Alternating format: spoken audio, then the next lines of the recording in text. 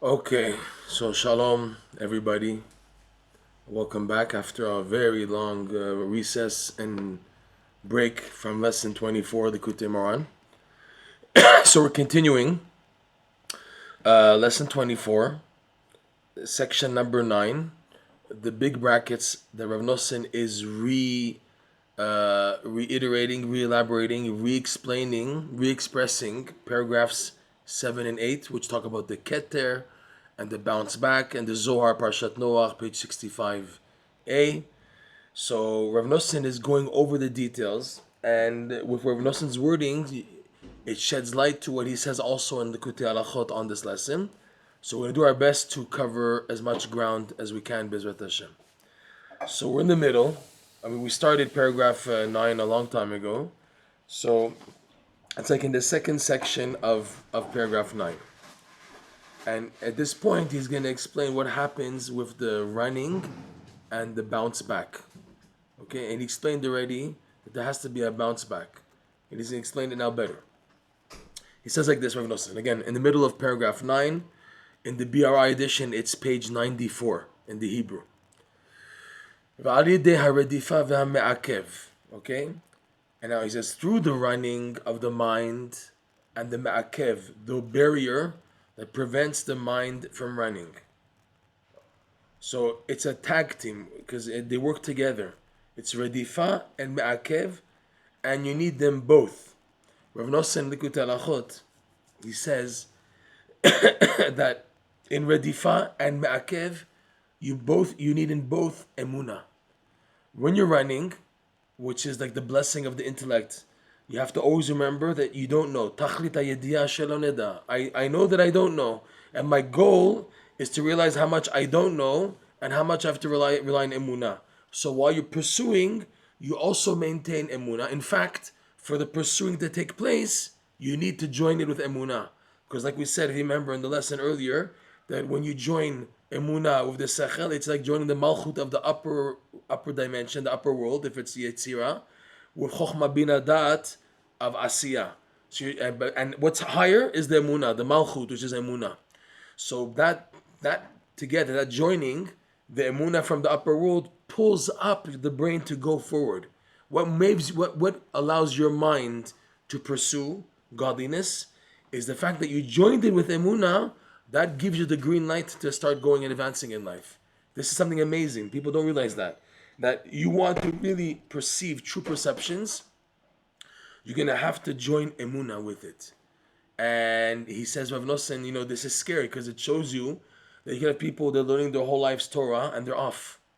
They're off target. It's scary. A person can spend his whole life, he has a misperception, because he didn't have true tzaddikim guiding him. So he may on his own learn Shas, learn poskim. All that was kochi ve'otzim yadi, his learning intellect, and there was no real emuna in all he was doing. So then, at the end of his life, they'll show him, "I'm sorry, but you were off.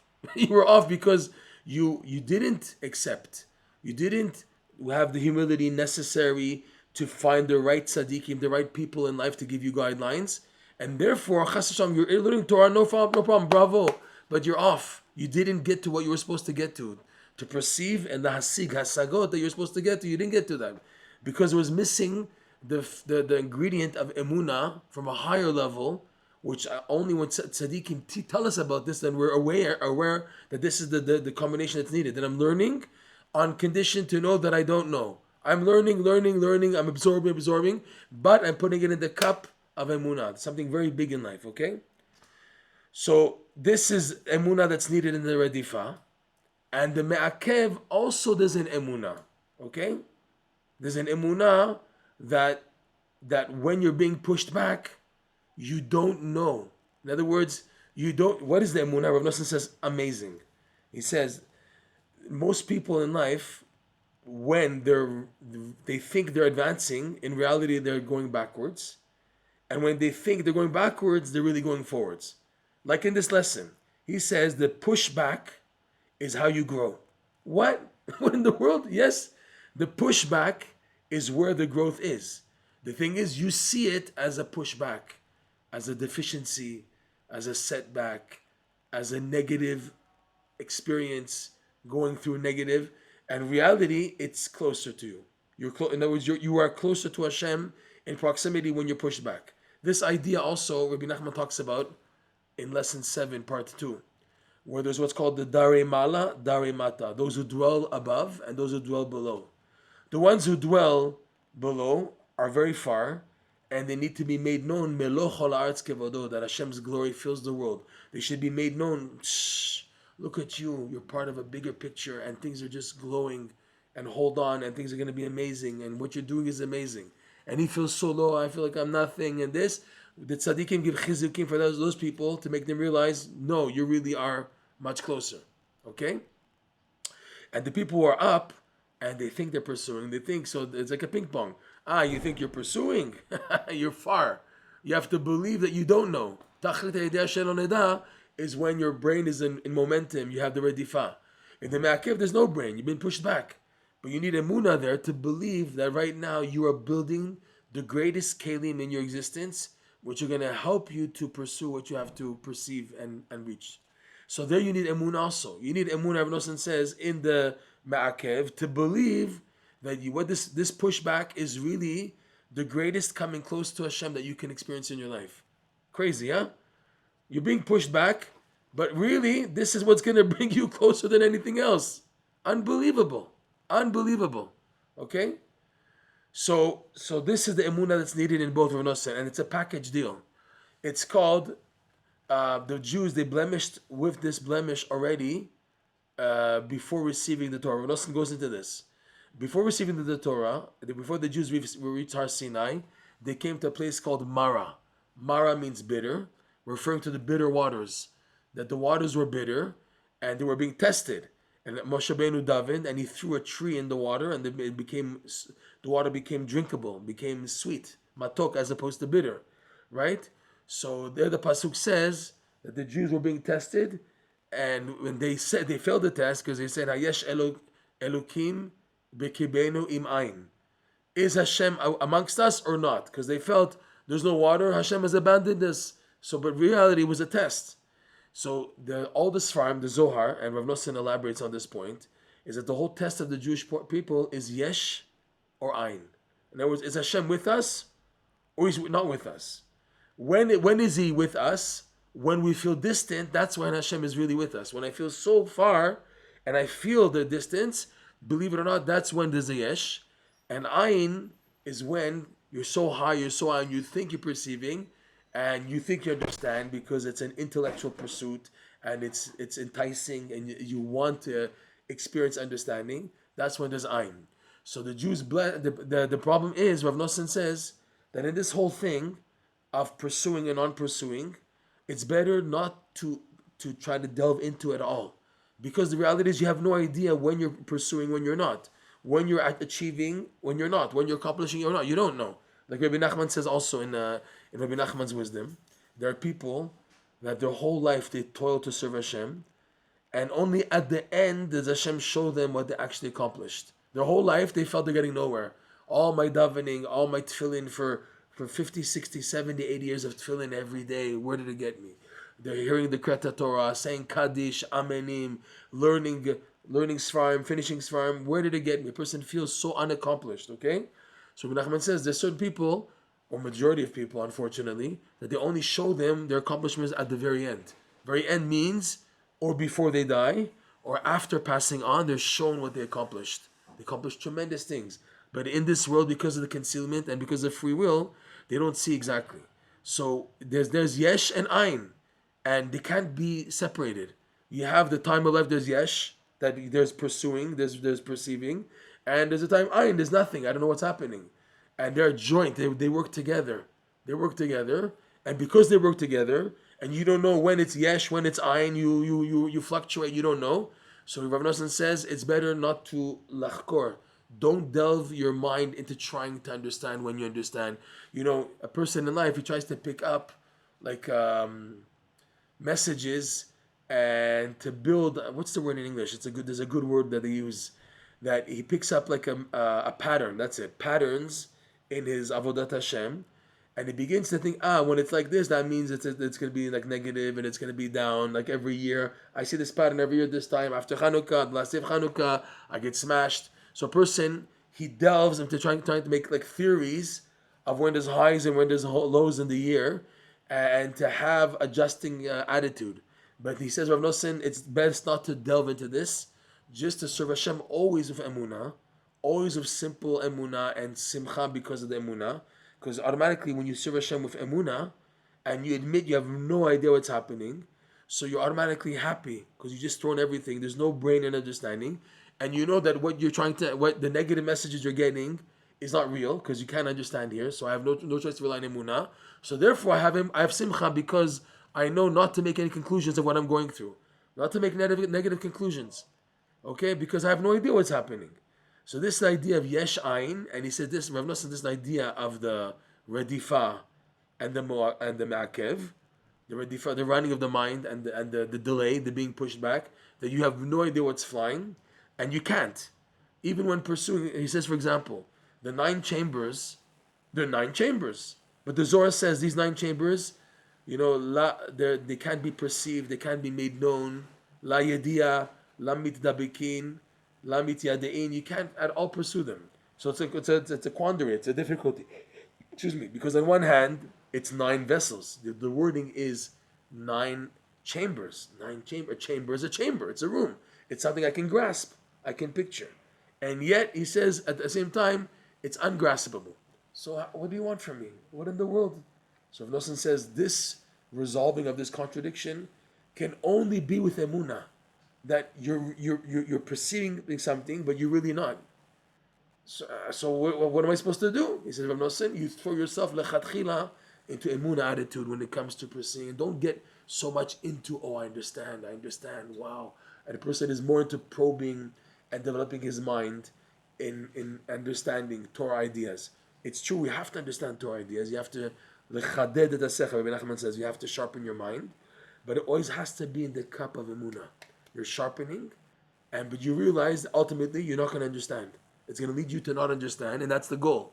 And so why am I doing this? To sharpen a higher level of emunah, a higher level of non-understanding, which will require a higher level of emunah. Okay, so this Reb Noson says is the secret behind the redifa and the ma'akev, having them work together and having them work in the first place. You need to have emunah at all the gear shifts. When Hashem is opening your mind, you need emunah. And when your mind is blank and you have no idea what's going on and you feel so frustrated and pushed back, emunah. Always emunah. And it's best, he says, don't la lachkor, Reb Noson says. Don't do chakira. Don't try to investigate speculation, like philosophical understanding and deep understanding. Okay? Breslov teachings is about doing. You learn the idea, fine. The learning is to enhance your emunah. And then, like Rabbi Nachman says, what do you do? That's why, we say this many times, Likutey Moharan has prayers on them. Why do Reb Noson write prayers on Likutey Moharan? Because the goal of the learning is to do something with it. To do something to come closer to Hashem. The greatest thing you can do is to daven about it. Davening to Hashem, which is full force emunah, about the ideas that you're learning. You've now thrown it into emunah. Okay? So going back, let's go back to this paragraph.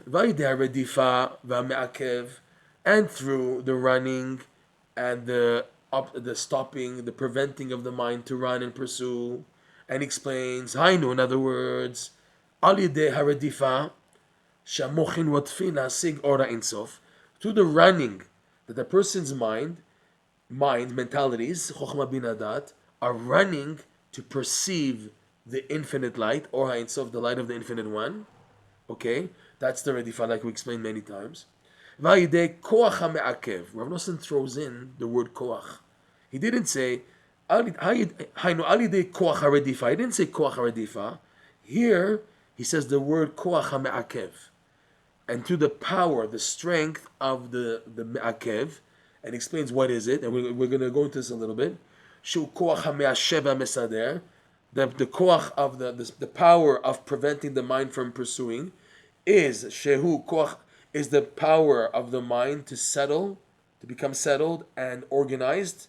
Bechinat keter, which is the keter. So the koach, the power of ma'akev, of the preventing of the mind to pursue further, the stopping, and the power of the settling and organization of the mind. All that is the keter. And Rav Noson uses the wording koach for that part. Why? Because for radifa, it's a natural tendency that when the mind is exposed to perception, so there's no force needed. It just goes on its own. The person is running as if automatically. It's happening by itself. Person is going, advancing as if in itself. Okay? But now to me'akev, for the keter to stop and put the brakes on a person, that requires force. Because someone's running in momentum, and you put a wall here, the wall has to take in the momentum of the item running into it. So it requires strength. Okay? That's the strength needed. Boom. In the me'akev. The me'akev needs a lot of strength to get you to stop. To get you to stop running, it requires a lot of force to get you to actually get the message and stop. You know, no, I want to pursue. And so I'm saying, no, now's not the time. Now you have to stop. Okay? So it's called the koach. The word is koach, the power of the ma'akev, which is, like you said in paragraph 7, is the power of the settling and organizing of the mind, because that's the goal here. To build a kli, that the mind should be a kli, you need that the mind should be settled and organized. But for that to happen, a person has to stop, because there's too much intensity of the light. He has no vessels to receive it. So we need time now. We need a moment for the mind to be settled and organized with what it's absorbed until now. For that to happen, a person has to go on breaks. And the breaks now, after he's pursued seemingly something, and then he's stopped preventing it, that builds the vessel for the infinite light to fill him in. Okay? Amazing. How he's explaining here. Right, like we said, that's the crown, as we mentioned many times already, paragraph 7 and 8. Okay? Through these two concepts, he said also, Rav Noson, he says something unbelievable. He says unbelievable stuff on these things. We'll go into it soon because it deals more of Matei and Lo Matei. It's basically, I'll explain it already, that your goal is to pick up something before you get pushed out, that you picked up something and you can build on it. Because he says, Rav Noson, there are two scenarios. There's a scenario that a person is too quickly in and then quickly out, and he didn't even have a chance to absorb anything. Okay? And you have another case where a person comes in and he's into the light. As opposed to absorbing something that he can use, he gets sidetracked by the light of the experience. And when he comes back, and it's a known rule, Rabbi Nachman talks about this rule in Lesson 65, that when you come back from a spiritual high, you're bound to face enemies.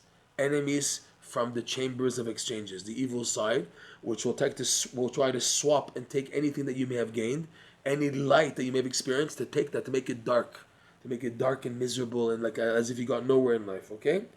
He says, Rav Noson, whether these two things happen, it's a message that a person has to be very lucky, very strong, that when he goes in and he comes out, that he picked up something and he can develop on it.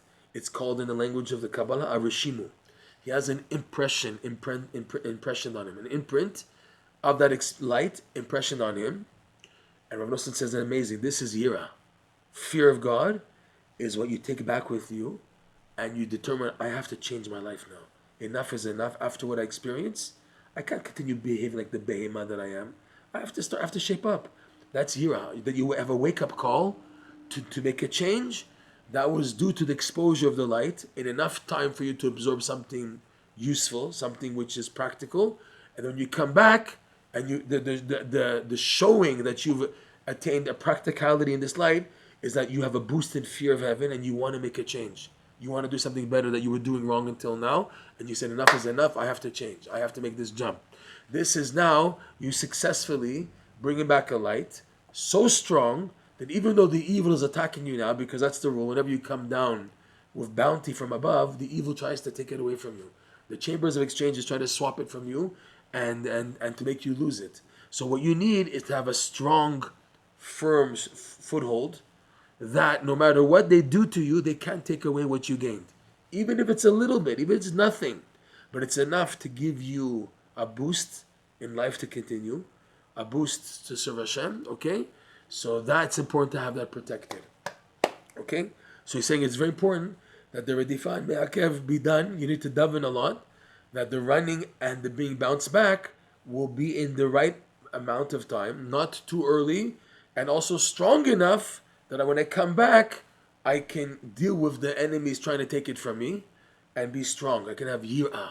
Okay, you have many people, they have spiritual highs. Like we said, malach and then he's galach. Person, he goes has a spiritual high, but he's not taking it properly.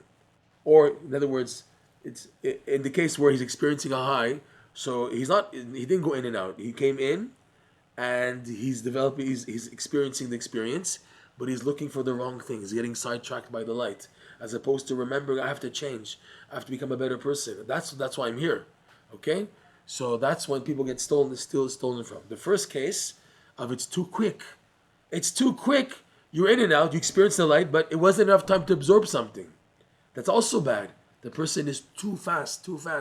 Okay. And he's scared also. He's over scared to spend time there. If they open the door for you in the redifa, they have to decide when to close it on you. They have to say, okay, enough already. We've taken in enough. Now you have to build vessels for this light that you've experienced. Okay? So a person doesn't have those breakers, in other words, he doesn't have assistance in the breakers. It's all about himself. So he doesn't know, how long to stay in and how quickly how long to stay in, and for a longer or shorter period. So if it's now too short, the person's in and out, he took nothing back with him. Chaval, you had this high, but because you're like bashful or you feel uncomfortable, okay, that's enough already. I did it, I accomplished something. That's because you accomplished something, but you didn't, because you didn't take back anything with you. Another case, where you have time to take, but you take the wrong things. You take just the light and not the point that comes out of it. And then when you come back and you're attacked, you have no yirat shamayim to give you that boost to stand up to your enemies, so you fall. Even though you had a high. So you need a zchut, he says, Reb Noson, a merit, that you can go in and out in the right balance. It's so important. Matei and Lo Matei, in the right balance, to go in and out. Okay, and Shamayim guides you to know when that happens. Pretty cool what Reb Noson says, okay? So going back to Reb Noson, והיידי כוח המעכב שהוא כוח המיישב מהסדר בחינת כתר כנזכר לאל, היידי שני בחינות אלו, to these two concepts, these two aspects, היידי זה, through the running and returning, together, joint, through this, מבטשים ומקין המוחין בבחינת המחיצה הנזכר לאל. So the mentality of the person, the mind, is crashing into and hitting the mechitza, the barrier, which is the wording for the keter. The keter has many terms now. The keter is called me'akev, koach me'akev. It's called the koach of the me'ashev mesader. Okay? And it's called the mechitza, prisa from the Zohar, prisa mechitza. Okay? So this creates now the ability of the keter to have a power to stop you. And they did from heaven decide when to stop you. Okay? which is like we said earlier, the organizing and settling, the settling and organizing of the mind, which is needed in order to perceive the keter. Through this are made chambers for the infinite light. This is what causes the redifa and me'akev, not the redifa alone and not the me'akev alone. Okay, you need both. You need to be running in life and then being pushed back. These two together create vessels for the infinite life. Unbelievable. Dahainu, in other words, Reb Noson is better elaborating. Shenasin bechinat kelim vehechalot. What does it mean a chamber? In other words, through the running and being bounced back, this allows for the creation of vessels and chambers. The word hechal has in it also, by the way, kli, because a chamber is like a vessel. That's why I have hechal has also kaf lamed yud. These are vessels and chambers beruchaniyut elyon, on a very high level of spirituality is that experienced. These vessels, these 9 vessels that we're going to go into. Lahasig al yadam, to pursue and absorb through them, bivchinat Matei and Lo Matei, in the format of reaching and not reaching the infinite light, Baruch Hu. On Matei and Lo Matei, the books say such unbelievable stuff. Okay? In Matei and Lo Matei, you have here, I have to remember who said what. the Be'er Mayim Chaim. That's from what's his name again? Rav Chaim I forgot how to say the name of the city that he's from. He's buried in Sfat though. That's what I know. The Orach LeChaim and the Agra deKalla, three major Hasidic books. They explain each one in an amazing way the concept of Matei and Lo Matei. Matei and Lo Matei we translate as reaching and unreaching. And Reb Noson here added, right? He added these words that through the smack back, the running and being bounced back, this allows for a person to create vessels and chambers at a high level of spirituality.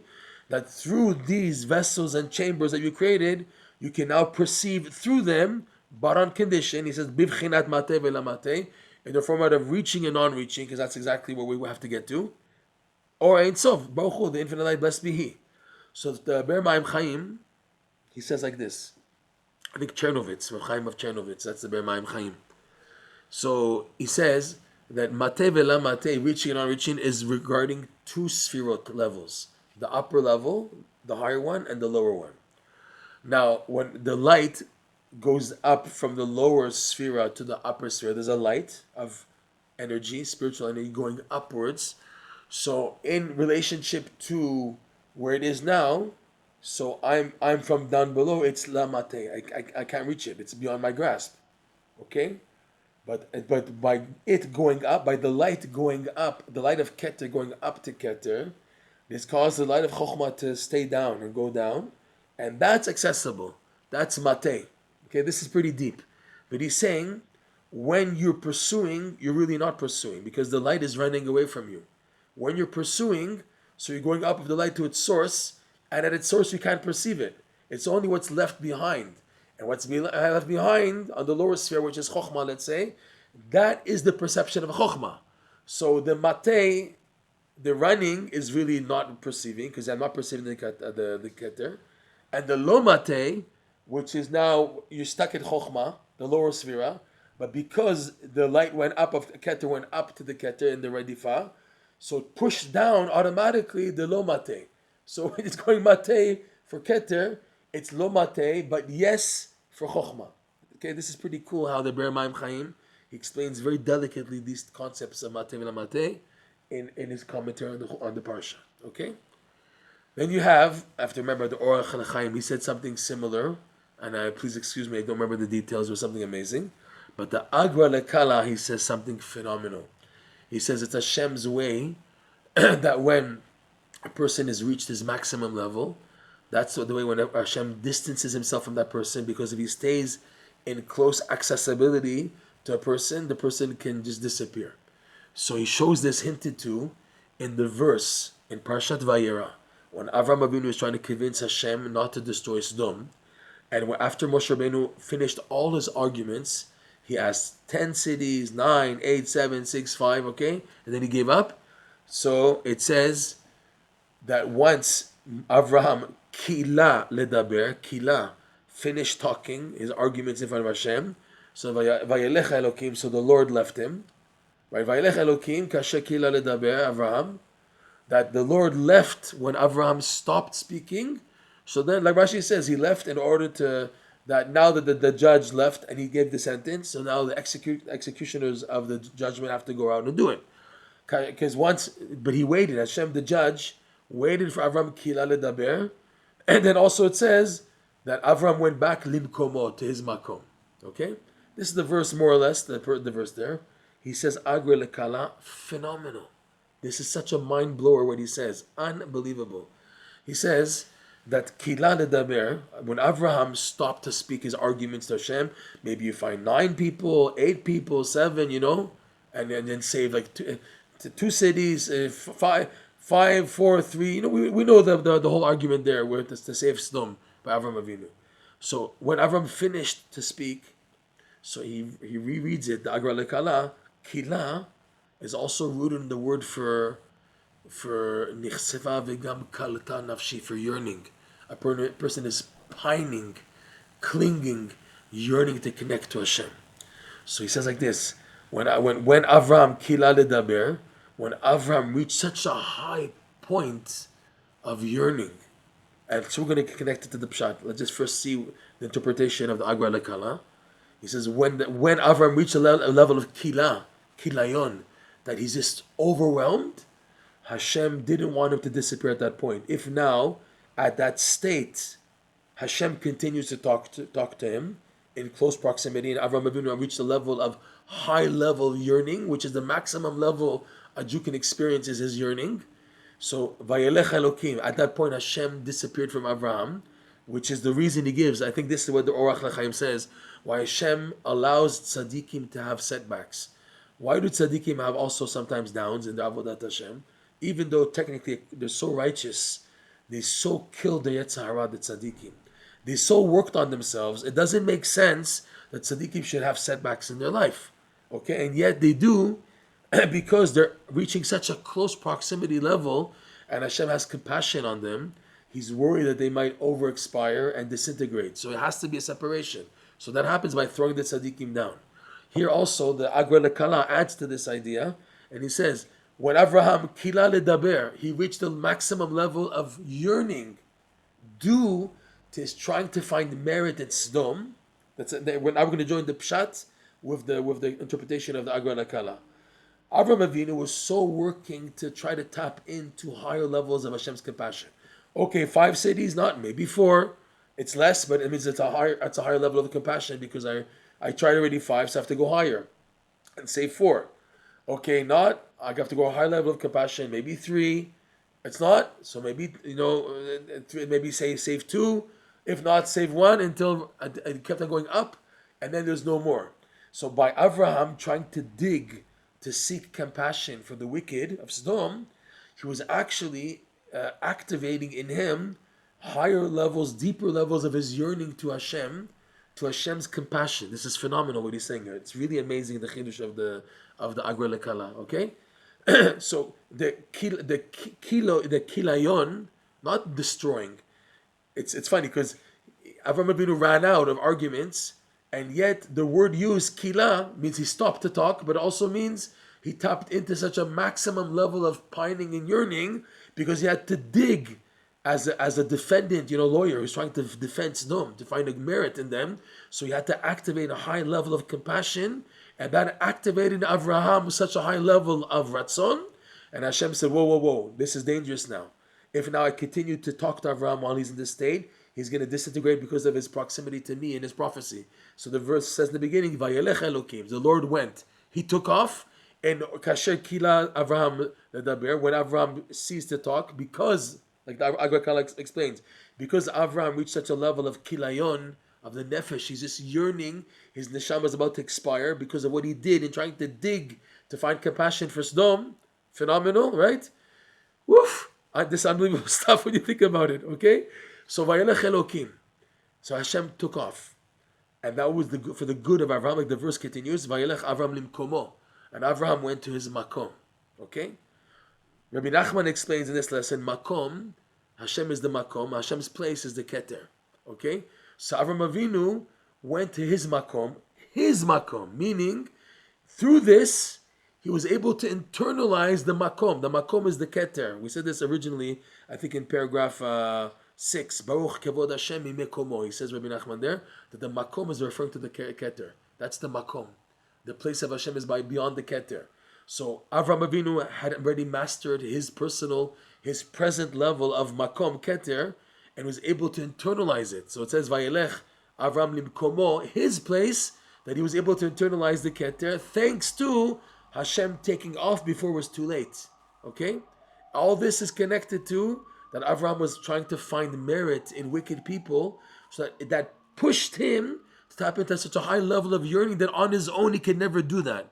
He needed, Avraham Avinu, the incentive of trying to find merit in Sodom, wicked people, bad people, working deep to try to activate Hashem's compassion. That was all the prayers. I'm beginning to talk, I'm beginning to speak, and I'm trying to give another argument. Hashem, I should have been ashes and dust by now, by Nimrod, and you saved me. And he's davening Avram Avinu. Maybe you'll find in 10 people, 11, 12, like it says there in Parashat Vayera, okay? But all this is activated because he's trying to find merit in wicked people, So digs him to tap into high levels of Rahmanut. By doing that, automatically it activates deep yearning in Avram Avinu that he reaches the maximum zone. Kila, that's the end. And Hashem said, now this is bad, Vayelech Elokim. Just phenomenal how the Agra LeKala addresses this whole concept beautifully in this pasuk of Avram Avinu, and it fits in so perfectly with what he's saying in the lesson here. That you need the running and then the bounce back, because if you stay high when you're running, you're gonna disintegrate. You're gonna melt. You're not gonna be able to take back anything with you.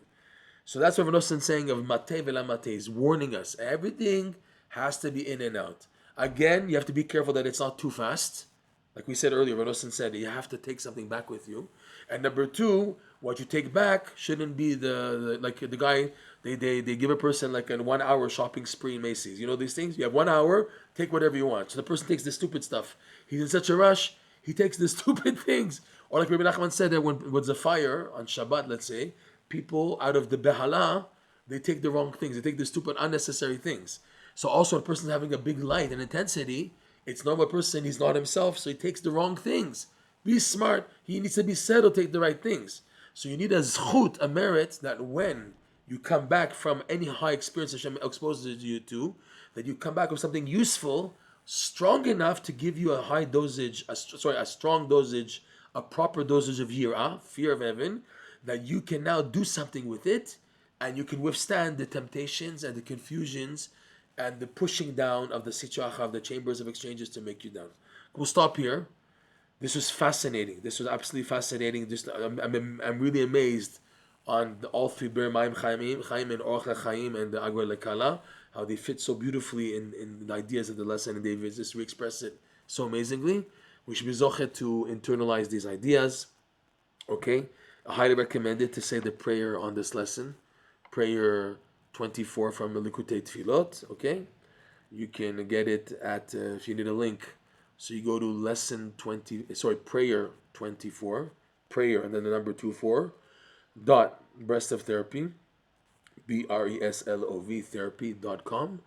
You just bypass the security warning, whatever, and you get to the whole lesson in the original version of the lesson and the whole prayer, both in Hebrew and in English. Okay, then we're dealing here with the section of the prayer that starts in Hebrew, "V'ta'aseh imi niflaot, pilei pleot," and Hashem, do with me wonders.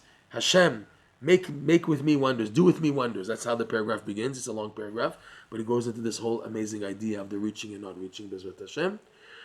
And thank you for joining, Bezrat Hashem. Only good things for Am Yisrael and for all of us. And again, your support is appreciated. You can support us at donate.breslovtherapy.com. Shalom, everybody. Thank you for joining, and until next time. Thank you.